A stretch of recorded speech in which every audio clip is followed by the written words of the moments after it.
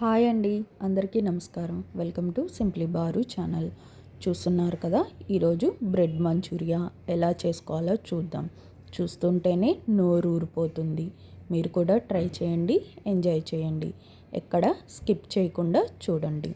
ముందుగా స్టవ్ పైకి ఒక దోశ ప్యాన్ తీసుకొని అందులో నెయ్యి కానీ ఆయిల్ కానీ వేసుకొని వేడవ్వనివ్వాలి. ఆ తర్వాత బ్రెడ్ స్లైసెస్ తీసుకొని వాటిని రెండు వైపులా మంచిగా కాల్చుకోవాలి.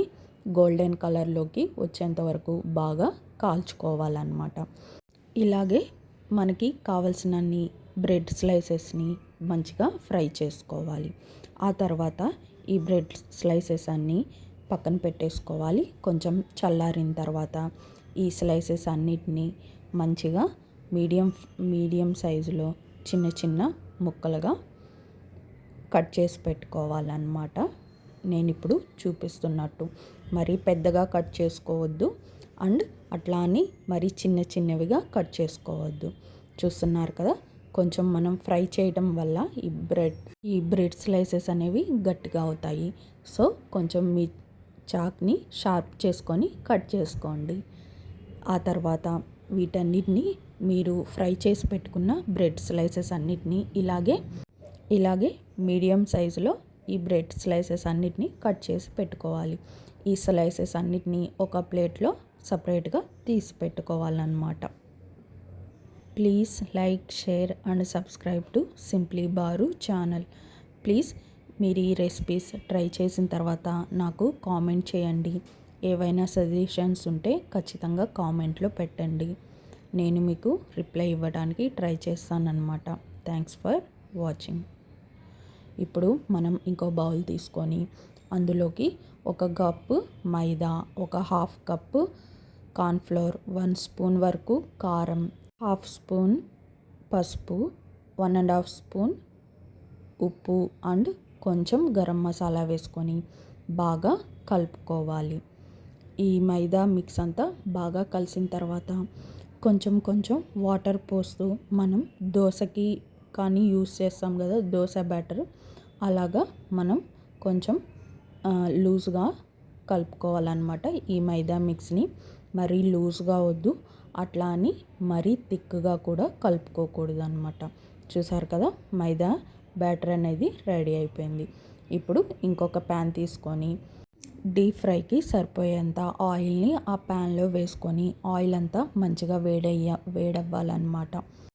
ఆయిల్ బాగా హీట్ అయిన తర్వాత మైదా బ్యాటర్లో ఈ చిన్న బ్రెడ్ స్లైసెస్ని డిప్ చేసి ఈ స్లైసెస్ని బాగా హీట్ అయిన ఆయిల్లో వేసి మనం డీప్ ఫ్రై చేసుకోవాలి. ఈ మైదా బ్యాటర్ అనేది బ్రెడ్ స్లైసెస్కి పైన లేయర్ లాగా తయారవుతుందన్నమాట. చూస్తున్నారు కదా, వీటిని చిన్నగా మీడియం ఫ్లేమ్లో పెట్టుకొని చిన్నగా ఫ్రై చేసుకోవాలన్నమాట. చూస్తున్నారు కదా, ఇట్లా పకోడీలాగా తయారవుతుంది. ఇలాగా మనం నెమ్మదిగా డీప్ ఫ్రై చేసుకోవాలి. డీప్ ఫ్రై అయిన బ్రెడ్ పీసెస్ మొత్తాన్ని పక్కకి వేరొక ప్లేట్లోకి తీసి పెట్టుకోవాలన్నమాట. ఇదే ప్రాసెస్ని ఇంకోసారి కూడా చేస్తున్నానండి. ఈసారి ఫోర్క్తో వేసేస్తున్నానన్నమాట ఈ బ్రెడ్ పీసెస్ మొత్తాన్ని. ఇలాగే ఇంతకుముందు చెప్పినట్టే నెమ్మదిగా ఫ్రై చేసుకోవాలన్నమాట. మరి మాడిపోయేటట్టు ఫ్రై చేసుకోవద్దండి, సరేనా? ఇప్పుడు మళ్ళీ ఇంకొక ప్యాన్ తీసుకొని అందులోకి ఒక 2 స్పూన్స్ వరకు ఆయిల్ వేసుకొని బాగా హీట్ అవ్వనివ్వాలి. ఆ తర్వాత 1 spoon ginger and 1 spoon garlic వేసుకొని మంచిగా ఫ్రై చేయాలి. ఈ జింజర్ గార్లిక్ని మంచిగా చిన్న ముక్కలుగా చేసుకోవాలండి. తర్వాత ఒక 2 వరకు గ్రీన్ చిల్లీ వేసుకొని మంచిగా క్రాస్ షేప్లో కట్ చేసి పెట్టుకొని గ్రీన్ చిల్లీ అండ్ ఆ తర్వాత కరివేపాకు వేసుకొని బాగా ఫ్రై చేసుకోవాలి. ఇవన్నీ బాగా ఫ్రై అయిన తర్వాత ఒక 3 స్పూన్స్ వరకు స్వీట్ అండ్ స్పైసీ సాస్. మార్కెట్లో ఈ సాస్ దొరుకుతుందండి.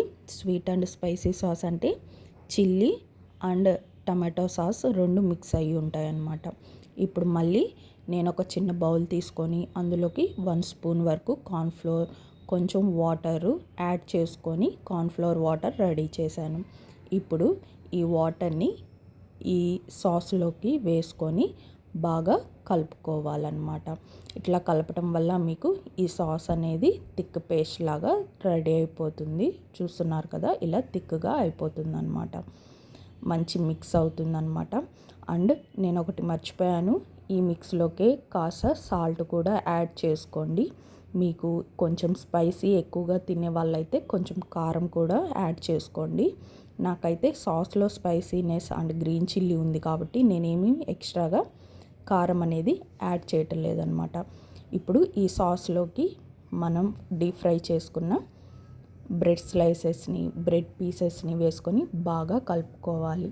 చూసారు కదా, ఆ సాస్ అంతా మంచిగా లేయర్ లాగా ఈ బ్రెడ్ పీసెస్కి అంటుకుందండి.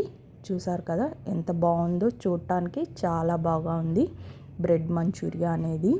అండ్ చాలా టేస్టీగా కూడా ఉంది.